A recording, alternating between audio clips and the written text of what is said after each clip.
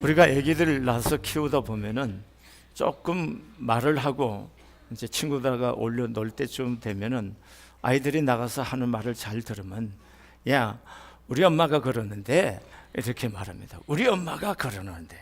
근데 그 아이가 조금 더 커서 학교에 들어가면 집에 와서 엄마 보고도 엄마, 우리 선생님이 그러는데 그래, 선생님이 그러는데. 근데 그 아이들이 중학교 들어가기서 이제 중학교, 고등학교 생활하면 그런 아이들이 뭐라고 하냐면 엄마, 우리 친구들이 그러는데 그러면 안 돼요. 이렇게 말을 합니다. 근데 이 아이들이 대학교를 가면 어떻게 할까요? 엄마, 내 생각에는요, 그게 아닌 것 같아요. 이렇게 기준이 바뀌어가는 겁니다. 좀 우리가 예수 믿는 사람들도 그렇죠. 목사님 교회에 계셔서 모르시는 거예요. 세상은 그런 거 아니에요. 세상에는요, 이렇게 말합니다. 그렇습니다. 우리가 세상을 살다 보면 세상이 기준이 되기도 하고 세상의 여러 가지 방법을 우리가 보면서 도전도 받고 그럽니다. 여러분, 공산주의자들은 어떻게 말하는지 아십니까? 공산주의자들은 이렇게 말합니다. 일찍이 위대하신 레닌 동지께서 제1차 공산당 대회에서 말씀하시기를 이렇게 말합니다. 근데 북한 사람들은 어떻게 말할까요? 민족의 태양이신 어버이 수령께서 말씀하시기를 이렇게 얘기합니다. 레닌이나 김일성이가 삶의 기준입니까? 우린 그런 거 아니지 않습니까? 여러분, 삶의 문제는 권위에 대한 판단 기준이 어디에 있느냐 하는 거죠. 우리는 그 누구도 아닙니다. 우리의 판단의 기준은 오직 하나님 그분이십니다. 여러분, 오늘 우리가 읽은 이 본문 말씀에도 보면은 11절의 말씀에 보면 주의 사자가 그에게 나타나 향단 우편에 선지라 이렇게 말합니다. 사가랴에게 나타났습니다. 누가 나타났습니까? 하나님이 보내신 사자가 나타났습니다. 하나님께서 보내신 그 천사가 하나님의 말씀을 지금 사가랴에게 말하고 있습니다. 그러면 오늘의 말씀 본문의 중심은 기준이 누굽니까? 하나님께서 말씀하신다는 거예요. 여러분, 말씀하신 분이 여호와 하나님이시다는 겁니다. 어느 정치가의 말도 아니고 어느 신문 기자의 말도 아닙니다. 그러니까 레닌이나 김일성의 말도 아니고 한 번 언약하시면은 반드시 그 언약을 이행하시는, 그래서 그 이름이 여호와이신 분, 인생이 아니심으로 결코 시건치 아니하시는 신실하신 하나님 여호와가 지금 우리에게 말씀하고 계신다는 것입니다. 그 하나님은 어떤 하나님이십니까? 그 하나님만이 홀로 광대하신 분이시고 그 하나님만이 홀로 위대하신 분이십니다. 인생은 그 하나님과 어떤 관계를 맺고 있느냐에 따라서 그의 위대성이 결정이 된다 하는 것입니다. 그래서 오늘 요한에 대해서 말합니다. 그가 주 앞에서 큰 자가 되며 라고 말합니다. 주 앞에서 큰 자가 된다 이렇게 말하고 있습니다. 성경에 큰 자에 대한 얘기가 꽤 있습니다. 특별히 열왕기하 5장 1절에 보면은 아람 왕의 군대 장관 나아만은 그 주인 앞에서 크고 존귀한 자니 그는 큰 용사이나 나병한 자더라 이렇게 말합니다. 나아만은 어떤 사람입니까? 아람 왕 앞에서 크고 존귀한 자라고 말합니다. 아람 왕 앞에서 크고 존귀한 자 이렇게 말합니다. 그런데 오늘 하나님은 요한에 대해서 말할 때 어느 왕 앞에서 크고 존귀한 자라고 말한 것이 아니고 그는 하나님 앞에서 큰 자다 이렇게 말하고 있는 것입니다.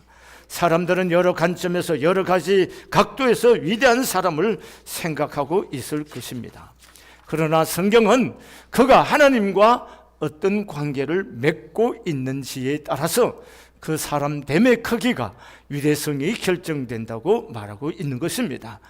여러분, 누가복음 7장 38절에서 주님께서 요한에 대한 말씀하는 겁니다. 내가 너희에게 말하노니 여자가 낳은 자 중에 요한보다 큰 이가 없도다 이렇게 말하고 있습니다. 왜 이렇게 성경이 요한이 큰 자라고 말하고 있을까? 요한이 골리앗보다 더 컸을까? 아니, 요한이 그러면 세상에 있는 모든 권력을 가지고 있는 건가요? 세상에 있는 모든 학식에 뛰어난 사람보다 더 뛰어난 사람일까요? 그런 얘기하는 것이 아니죠. 오늘 하나님께서 요한이 큰 자라고 말을 할 때 그 큰 자의 의미는 뭐냐 하면은 요한의 직무와 관계가 있다 하는 것입니다. 그러면 요한의 직무가 뭐냐? 16절부터 17절까지 보시겠습니다. 함께 소리내 읽겠습니다. 시작. 이스라엘 자손을 주 곧 그들의 하나님께로 많이 돌아오게 하겠습니다. 그가 또 엘리야의 심령과 능력으로 주 앞에 먼저 와서 아버지의 마음을 자식에게 거스는 자를 의인의 슬기에 돌아오게 하고 주를 위하여 세운 백성을 준비하리라. 아멘. 자, 여기서 강조하는 요한의 직무가 뭡니까? 주께로 돌아오게 한다는 거죠. 누구를요? 주의 백성을. 여러분, 요한이 큰 자다. 그가 갖고 있는 인간적인 외형의 어떤 것 때문에 요한을 크다고 말하지 않아요. 그가 하는 일입니다. 그가 하는 일이 뭘까요? 주의 이스라엘 자손, 주 곧 그들의 하나님께로 많이 돌아오게 한다. 자기 백성들을 하나님께로 많이 돌아오게 한다. 이게 요한의 직무입니다. 이 요한의 직무와 관계되어서 하나님께서 지금 주 앞에 큰 자라 이렇게 말하고 있다는 것입니다.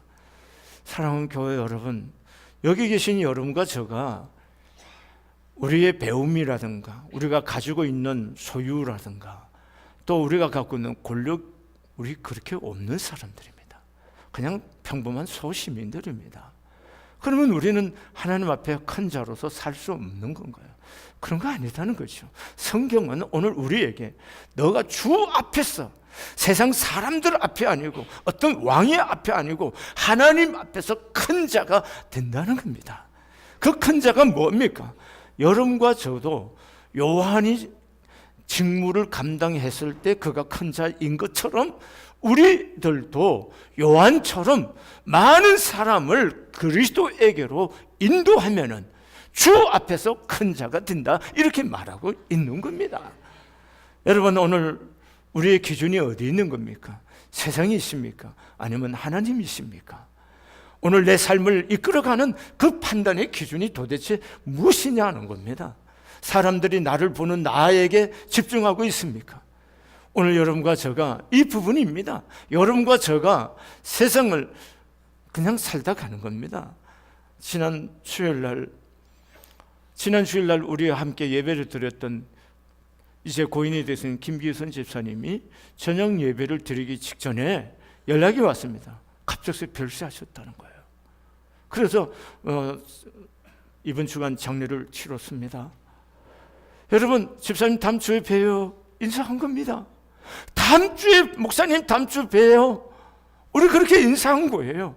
그리고 다음 주가 오늘인데 오늘 이 시간에 그분 여기에 없습니다. 다른 교회 갔기 때문에 아니에요. 여러분, 영원히 이 교회 어느 곳에서도 예배할 수 없는 분입니다. 여러분, 우리가 산다는 게 그런 거잖아요.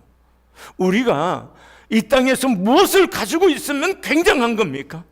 아니, 김기선 집사님 돌아가실 때 뭐 가지고 갔었나요? 뭘 갖고 가셨나요? 아무것도 가지고 간 것 없습니다.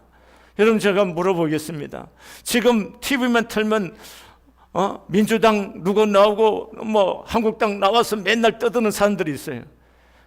내일쯤 그 사람들이 얼굴이 나올까요, 안 나올까요? TV에 나올까요? 안 나옵니다. 여러분, 그 대단했던 정치인들, 뭐 날아가는 새도 떨어뜨리면 권세를 갖고 있던 분들, 우린 기억도 별로 못하고 있습니다. 그 사람 지금 뭐 하고 있는지, 어디에 있는지, 어떻게 살고 있는지 관심도 없습니다. 인생이란 그런 겁니다. 굉장할 것 같지만 굉장하지 않습니다. 문제는 여러분과 저가 산 삶에 대해서 하나님이 어떻게 여러분과 저를 볼 것이냐 하는 거고, 또 한 가지는 우리가 하나님 앞에 다 갈 거라는 겁니다. 이걸 믿습니까? 여러분과 제가 다 아버지 하나님께 갈 것을 믿습니까? 우리 아버지 앞에 갔을 때 그 아버지 하나님이 여러분과 나를 어떻게 할 거냐는, 어떤 사람으로 볼 거냐는 거예요. 그게 우리의 삶의 기준을 두고 우리의 삶의 표대로 거기다 맞춘다면 우리가 좀 더 다르게 살 수 있는 거고, 오늘 요한이 하나님 앞에서 큰 자가 됐던 것처럼 우리들도 하나님 앞에서, 하나님 그분 앞에서 큰 자로서의 삶을 살게 될 줄로 믿습니다. 그럼 우리 모두가 하나님 앞에 큰 자가 되는 것이 영혼을 구원하고 사람을 옳게 인도하는 것인데, 그럼 우리 모두가 선교사가 되거나 목사가 되고 교육자가 되어야 됩니까? 그런 얘기하는 거 아닙니다. 오늘 예수 그리스도를 믿고 구원받은 여러분과 저가 무엇을 하든 어디에 있든 어떤 모습으로 삶을 살든 우리에게 주어진 직무가 뭐냐 하는 겁니다. 그것은 뭐야? 사람을 그리스도에게로 인도하는 겁니다. 여러분, 이것을 주님이 우리에게 마지막 분부하신 겁니다. 여러분과 제가 무엇을 하든 그건 상관없습니다. 직업이 무엇이든 상관없습니다. 여러분, 이것에 대한 철저한 의식을 가지고 산다면 하나님 앞에서 여러분과 저는 큰 자가 될 거로 믿습니다. 하나님이 인정하는 삶이 될 것을 믿습니다. 어떤 분은 교통사고가 났는데, 보통 교통사고 나면 내 차 어떻게 수리하고, 내가 몸이 아픈데 이걸 어떻게 해? 병원에, 큰 병원 가 작은 병원 가, 보통 우리는 우리 자신에게 모두 집중합니다. 근데 그 집사님은 사고가 딱 났는데, 하나님께서 오늘 이 사람을 전도하라고 내게 붙여주셨구나, 이렇게 생각하고 그 사람에게 사고에 대한 얘기가 아니고 만나서 뭐예요? 자기가 예수 믿는 사람인데 내가 믿는 예수에 대해서 전도하는 겁니다. 여러분, 우리의 삶이 사실은 이렇게 사는 사람이라면 그가 세상에 뭘 갖고 살든 어떤 정도의 위치에 있든 그는 큰 사람이 아니겠습니까? 생각해 보세요. 그의 생각이 하나님을 생각하고 그의 생각이 영혼을 구원하고자 하는 생각으로 가득 차 있다면 그의 위치와 상관없이 그는 하나님과 사람 앞에 큰 자이라는 것입니다. 아멘이세요? 오늘 여러분과 제가 이 부분을 놓치지 말자는 겁니다. 그래서 여러분과 제가 꼭 목사가 되고 교육자 되고 이런 개념에서 벗어나서 오늘 일상에 사는 내 삶의 자리 속에서 내가 만나는 사람들에게 기회를 얻어 한순간도 하나님께서 주신 기회로 삼았어서 복음을 어떻게 전할까, 이 사람이 영혼을 어떻게 구원할까만 생각한다면 여러분과 제가 주 앞에서 사는 사람들이고 주 앞에 하나님이 인정하시는 그런 은혜 입은 분들이 될 줄로 믿습니다. 여러분, 애플의 스티브 잡스가 병들어서 그가 마지막 죽게 됐을 때 한 이야기입니다. 나는 사업계에서 성공의 정상에 도달했습니다. 다른 사람들이 볼 때 나의 삶은 최고의 성공입니다. 그러나 이를 떠나서 내게는 기쁨이 없습니다. 지금 이 순간 병상에 누워 나의 평생을 회고하니 내가 그토록 자부심을 느꼈던 명예와 부가 임박한 죽음 앞에서 별것 아니고 무의미해집니다. 하나님의 숨길과 죽음이 다가오고 있음을 느낄 수 있습니다. 이제 나는 압니다. 부보다 더 중요한 어떤 것을 추구해야 합니다. 논스톱으로 불을 추구하면 사람이 나처럼 삐뚤어집니다 라고 말했습니다. 여러분, 우리가 이 땅에 살고 있는 동안 물질이 필요합니다. 그렇지만 우리의 본질을 붙들고 있는 것이 무엇이냐 하는 거예요. 그것은 하나님 그분이시다는 거고, 그분의 기준과 그분의 가치를 따라서 살고자 하는 우리들의 소원이 중요하다는 것입니다. 이 금년을 이제 12월을 보내시는데 저도 이번 한 주간 내내 이 말씀을 붙들고 묵상하면서 생각합니다. 삶의 기준이 자꾸 변합니다. 뭐냐면은 이 하나님 앞에 큰 자의 기준이 이 말씀을 보면서 생각이 바뀌는 거죠. 큰 자의 기준이, 큰 자가 굉장한 것이 아니라는 거죠. 영혼을 주께로 돌아오게 하는 사람이라는 거예요. 영혼을 주께로 돌아오게 하는 사람. 여러분, 오늘 본문에 보면은 17절에 보면은 그가 엘리야의 심령과 능력으로 주 앞에 먼저 와서 아버지의 마음을 자식에게 이렇게 말하고 있습니다. 거스른 자를 의인의 슬기로 돌아오게 하고 있어요. 그때 당시 정치적으로 또 경제적으로 정치적으로 굉장히 어둠이 가득한 시대였습니다. 거의 희망이 없었어요. 그래서 많은 아버지들이 그 희망이 없는 세대를 살면서 무엇에 빠져 있었는? 술에 빠져 있었어요. 그래서 아이들을 집으로 잘 돌아가지 않고 거의 술독에 빠져 산. 왜? 인생에 희망이 없었기 때문에. 오늘 술에 빠져서 희망이 없는 그 사람들을 자식에게로 돌아가게 하겠다는 거예요. 이게 뭡니까? 요한이 하는 직무라는 겁니다. 거스르는 사람은 슬기로운 자에게로 돌아오게 하나. 이게 하나님께로 돌아오게 하는 거. 가정을 회복시켜 영혼을 회복하고 가정을 회복하고 사회를 회복하게 하는 그 일을 누가 하냐? 요한이 하고 있다는 거예요.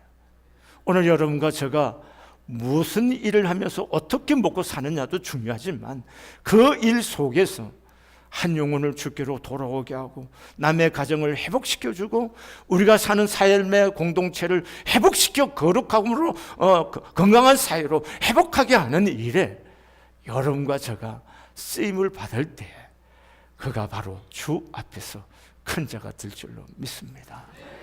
그러면 어떻게 우리가 영혼을 주께로 돌아오게 하고 무너져가는 가정들을 회복시키게 하고 이 사회를 그리스도에게로 돌아오게 할 수 있는 사람이 될 수 있겠습니까? 오늘 본문 5절은 이렇게 말합니다. 이는 그가 주 앞에 큰 자가 되며 포도주나 독한 술을 마시지 아니하며 모태로부터 성령의 충만함을 받아. 모태로부터 성령의 충만함을 받았다. 여러분, 성령 충만하지 않으면 어떻게 사람을 그리스도에게로 돌아오게 할 수 있겠습니까? 그래서 사도행전에서도 말합니다. 오직 성령이 너에게 임하시면 권능을 받고 너희가 예루살렘과 유대와 사마리아 땅 끝까지 이르러 내 증인이 되라. 이렇게 말합니다. 성령이 너에게 임하시면 오늘 우리가 성령에 충만할 때만이 영혼을 구원할 수 있게 될 수 믿습니다. 왜냐하면 예수 그리스도의 십자가의 복음이라는 게 인간의 이성과 지성으로 이게 믿어질 수 있는 게 아닙니다. 인간의 삶과 도덕성을 고양시키는데 기독교의 목적이 있는 거 아니에요. 기독교가 전하는 십자가의 메시지의 핵심은 뭐냐? 인간의 죄를 위해서 예수님이 십자가에 죽으셨고 그가 부활하셨다는 거. 그를 믿으면 모든 인생이 죄가 사함받고 의롭다함을 받고 구원받는다는 겁니다. 근데 이것을 어떻게 인간 이성이 이해할 수 있겠습니까? 여러분과 제가 이해했기 때문에 지금 예수를 믿는 겁니까? 그런 거 아닙니다. 내 안에 성령님이 오셔서 그 예수를 믿게, 안 믿고 싶은데도 자꾸 믿어지게 해줬기 때문에 믿고 지금 여기서 예배하고 있는 것입니다. 이게 은혜인 줄로 믿습니다. 마찬가지입니다. 복음을 전할 때도 성령 충만해야 됩니다. 성령 충만. 이거 아니고는 우리가 하나님의 복음을 전할 수가 없다는 것입니다. 여러분, 어떻게 해야 우리가 성령 충만한 삶을 살 수가 있겠습니까? 여러분, 오늘 성경 사가랴와 엘리사벳의 삶을 우리가 주목해 볼 필요가 있습니다. 엘리사벳과 사가랴가 하나님 앞에 아무렇게나 살았는데 하나님이 그들을 고용해 갖고 그에게 요한이라는 아들을 주고 그 요한을 성령 충만하게 해서 하나님의 길을, 예수님의 오시는 길을 준비하게 하고 많은 사람들을 예수께로 돌아오게 하는 일을 했느냐? 그렇지는 않다는 거죠. 자, 오늘 지난주에 말씀드렸지만 엘리사벳과 사가랴가 16절과 8절에 보면 이 두 사람이 하나님 앞에 의인이고 하나님 앞에서 제사장의 직무를 행했고 이렇게 말합니다. 이 사람들 스스로가 하나님 앞에서 사는 사람들이라 하는 겁니다. 이게 중요하다는 것입니다. 오늘 여러분과 제가 이 부분입니다. 우리가 인생의 목표가 성공하는 것이라고 된다면 그건 그리스도와 함께 상당히 먼 거리에 있는 사람입니다. 성공도 해야 되고 우리가 행복도 해야 됩니다. 그런데 우리의 삶의 목표가 거룩이라는 겁니다. 뭐라고요? 거룩함에 있다는 거예요. 하나님 앞에서 사는 이 거룩함이 없다면은 여기에 어떻게 요한이 나올 수가 있겠습니까? 우리가 거룩함이 없는데 어떻게 성령 충만한 삶을 살 수가 있겠습니까? 여러분과 저의 삶의 목표가 거룩함 그것 자체여야 될 줄로 믿습니다. 그 다음에 13절의 말씀에 보면은 천사가 그에게 이르되 사가랴야 무서워하지 말라 너의 간구함이 들린지라 이렇게 말합니다. 너의 간구함이 하나님께 들렸다. 여러분 사가랴와 엘리사벳이 나이가 늙도록 기도했지만 아기가 없었습니다. 그래서 어떻게 보면 기도가 허공에 날아간 연기처럼 아무것도 아닌 것처럼 보였습니다. 그런데 하나님은 그 기도를 들으셨다고 말하고 있는 겁니다. 어떤 사람이 거룩함을 이루며 살 수가 있고 어떻게 성령의 충만함을 살 수가 있겠습니까? 그게 바로 기도의 삶이라는 겁니다. 기도하지 않고는 아무도 거룩함을 이룰 수가 없는 거고 성령 충만한 삶을 살 수 없게 된다는 사실입니다. 오늘 여러분과 제가 기도하고 나면은 우리 아이들이 여러분과 저보다도 더 거룩하고 복되어질 줄로 믿습니다. 여러분 이스라엘의 위대한 선지자 사무엘도 마찬가지입니다. 어머니 한나의 애타는 기도와 기다림 후에 주님이 주신 아들을 얻었던 겁니다. 여러분 기도한 후에 얻었던 아들입니다. 여러분과 제가 기도가 아무것도 아닌 것처럼 보이지만 우리의 기도가 우리의 자녀들을 우리의 삶을 거룩함으로 승리하게 이끌어 가게 될 줄로 믿습니다. 사랑하는 교회 여러분, 부모가 씨를 뿌리면 반드시 그 자녀가 열매를 거두게 되어 있습니다. 눈물로 기도하면 기쁨으로 단을 거둘 날이 반드시 온다는 것입니다. 그러므로 여기 계신 여러분과 제가 우리 자신의 삶을 위해서도 기도할 뿐만 아니라 우리의 자손을 위해서 자녀들을 위해서도 눈물로 기도하는 이 기도의 은혜가 우리 모두에게 임할 수 있기를 바랍니다. 그래서 우리가 성령 충만하여서 한 영혼이라도 주께로 인도함으로 말미암아 하나님 앞에 옳다 인정함을 받는 여러분과 제 삶이 되기를 소원합니다. 그래서 이 금년 남은 시간은 얼마 안 됩니다. 그래서 이 금년에 기도하면서 2019년도에 어떤 사람을 전도할 건가, 누구를 전도할 건가, 이 남은 시간 동안 기도하면서 전도 대상자도 좀 마음에 품어보시고, 그래서 새해를 시작하면서 한 영혼이라도 구원하고자 하는 그 애타는 마음을 가지고 하나님 앞에 응답해드리는 여러분과 제가 될 수 있기를 바랍니다. 바울은 이렇게 말합니다. 내가 한 생명을 얻기 위해서 시간과 재물과 생명까지도 허비했다고 말합니다.